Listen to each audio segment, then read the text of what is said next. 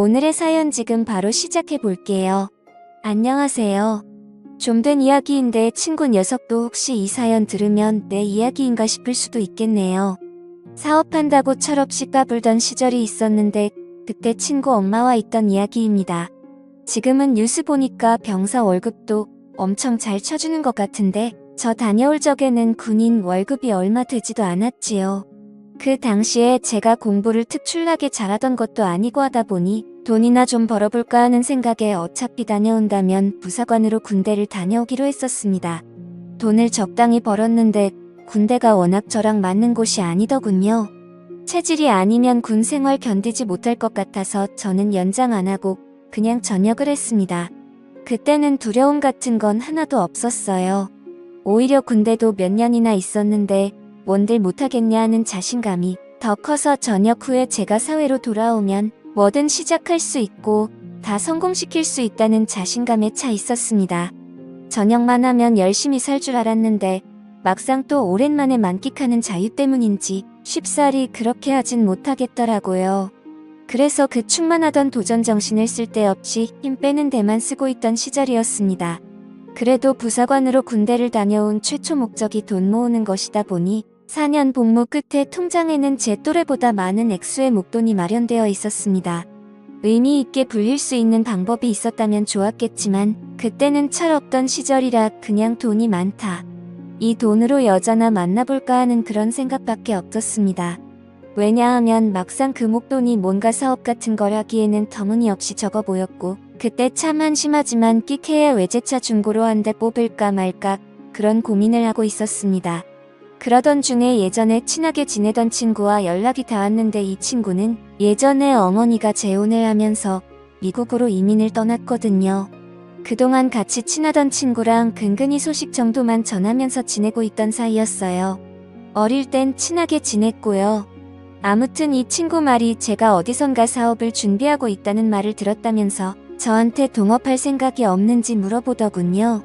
공부도 못해서 남들이 무슨 데 갔다고 대학 간 거 자랑할 때 내가 간 곳이 군대인데 영어 한마디 모르는 일자무식인데 내가 거길 가서 뭘 하겠냐고 따지니 친구 녀석이 자기도 공부 못했던 거 기억 안 나냐고 하더군요.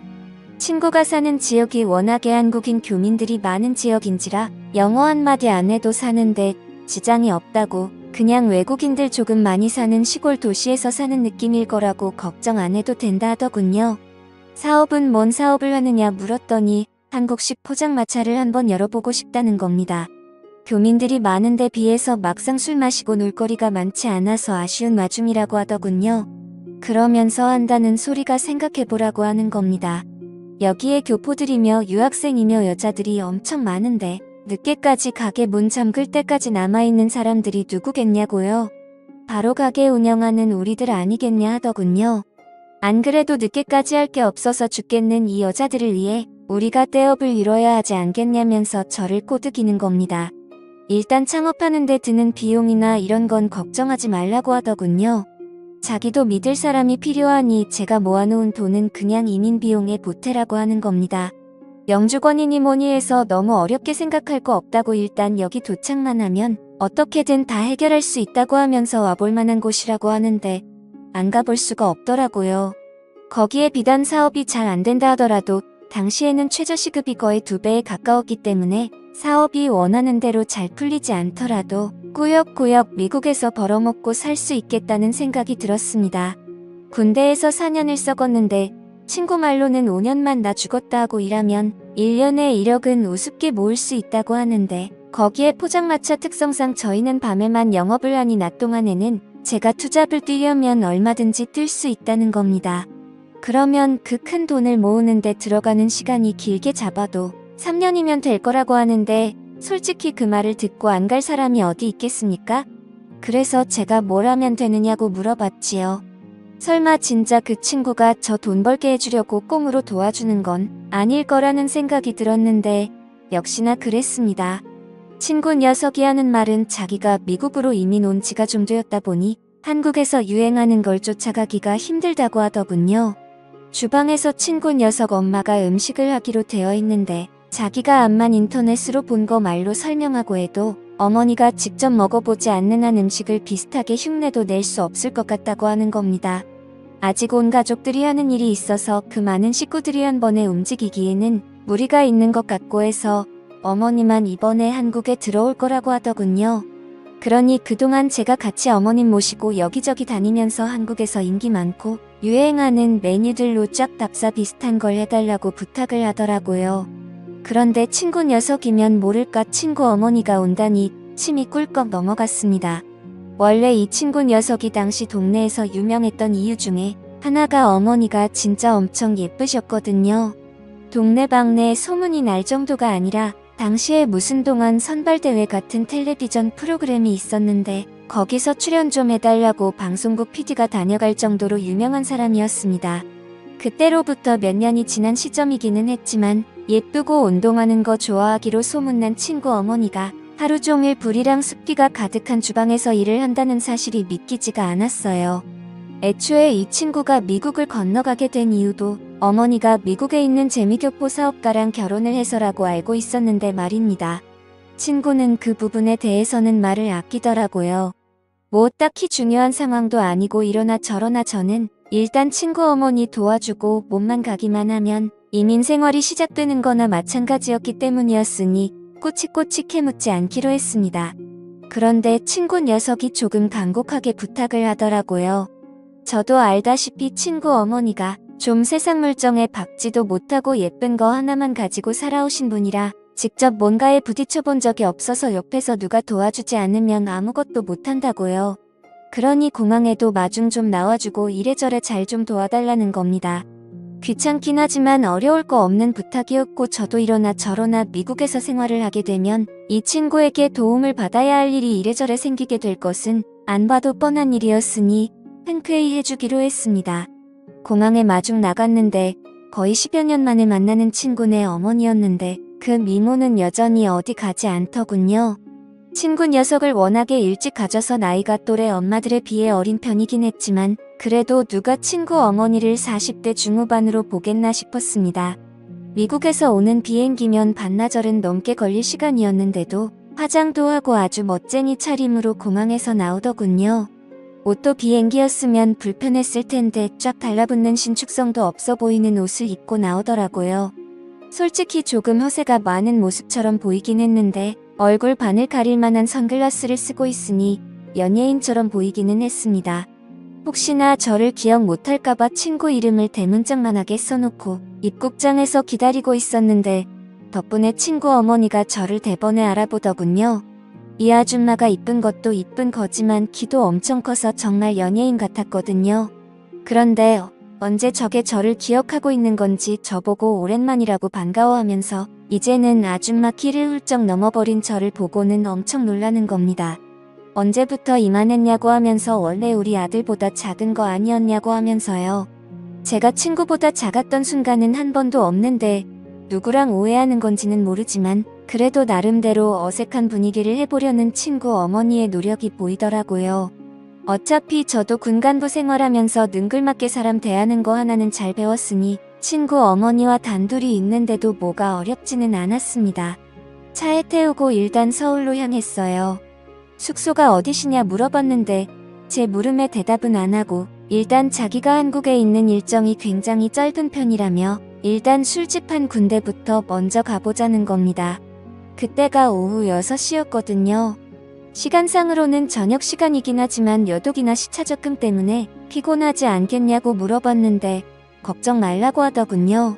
그래서 일단 제가 자주 가는 곳으로 모셨습니다. 그 가게에서 제일 잘 나간다는 안주를 3개나 시켰어요. 안주가 양도 많은 편이라서 보통 저는 여기에 오면 하나만 시켜놓고 술만 계속 먹어도 모자람이 없을 정도였거든요. 물론 술 먹자고 온 자리가 아니라 어떤 건지 확인하러 온 것이다 보니 문제될 건 없었지요. 그런데 아줌마가 소주도 한 병 주문을 하더군요. 그래서 제가 흠칫했지요. 왜냐하면 저는 차도 끌고 왔고 한데 술을 마실 수가 없으니 말입니다. 그런데 아줌마가 자기가 마실 거라고 술안주 신메뉴 개발을 위해서 왔는데 술을 안 마시고 안주만 맛을 보면 안 되지 않겠냐고 하더라고요. 안주 3개 다 먹으려면 많을 텐데 했지만 저는 그냥 저녁 식사하는 느낌으로 있었습니다.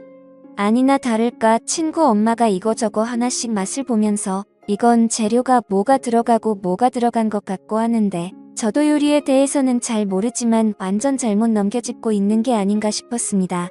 애초에 이 아줌마가 살림을 잘하는 사람도 아니었고 요리 같은 것도 하나도 할 줄 모르고 그냥 얼굴 이쁜 거 말고는 다른 거 아무것도 없는 아줌마였거든요. 뭐 재료나 조미료 같은 거 헷갈릴 수는 있는데 솔직히 돼지고기랑 소고기도 구분을 못하고 있는데 이 아줌마가 무슨 음식인들 먹어만 본다고 해서 그 맛을 흉내낼 능력을 가지고 있는가 하는 의문이 들었어요. 거기에 안 좋은 소문이기는 한데 솔직히 친구 엄마가 뭐 능력이 있던 사람도 아니고 그냥 예쁜 거 하나 말고는 내세울 게 없는 사람이기도 했어요. 저희 어머니도 동네 아줌마들하고 뒷담화하는 걸 제가 들어서 기억하는데 이 아줌마가 동네 방네마다 애인이 여러 명이 있다고 들었거든요. 그래서 그 애인들하고 데이트하면서 그걸로 생활비하고 그랬다고 들었습니다.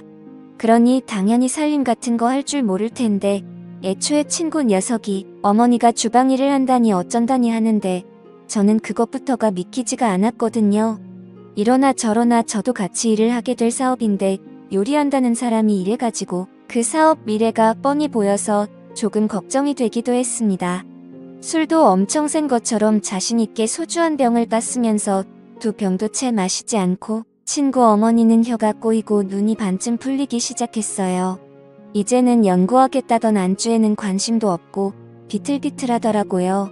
게다가 시차 적응에 여도까지 있으니 체력이 남아나겠나 싶었습니다.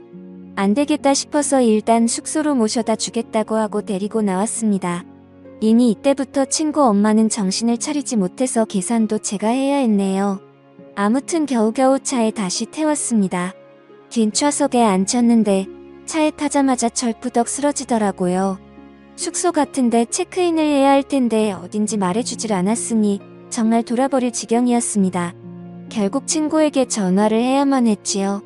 친구는 전화를 받더니 난감해하면서 그제서야 어머니가 숙소 같은 거 따로 정하지 않고 왔다는 사실을 말하더군요.